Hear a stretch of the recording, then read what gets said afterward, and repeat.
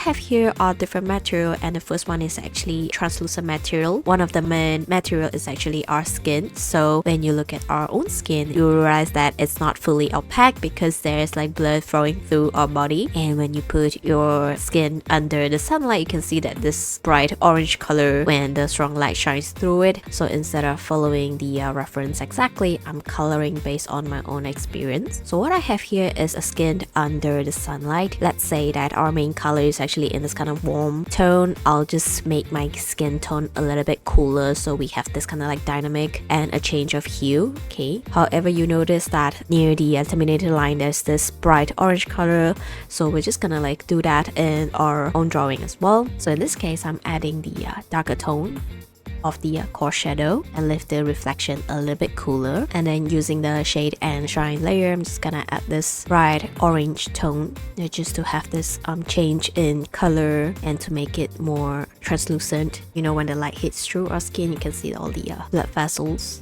underneath it. So one of the trait of the glossy surface is that it always has this kind of like sharp reflection. So these reflections come from object around it. So when you see this kind of like rounded highlight, it's mainly because there's like a light source above or around it. With the transparent glass object that we have here as our reference, you can see that the reflection actually looks different because the light source actually comes from the sun as well as a round white highlight, right? So for this current glossy surface study, what I'm doing now is just imitating what we see from the sphere reference and observe how we should paint it when we're doing it in color. So it's really helpful to try it in black and white first before we actually move into coloring. So just make sure that edges of the reflection in the sphere is actually in sharp edges. So what I usually use for the layering effects is either shine, shade and shine, or the multiply layers, and I'll usually just mix them according to my need.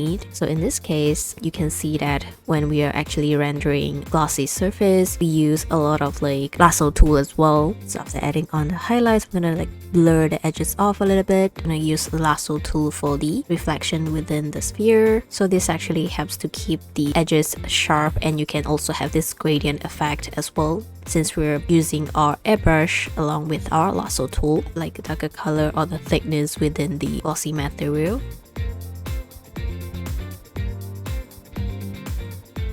And I'll just do this small rendering demonstration using what we have learned. So first things first is just to like add in the multiple layers so you can just fit in your character into the background. And aside from that, I'm just adding in the value grouping that we have from our earlier lesson.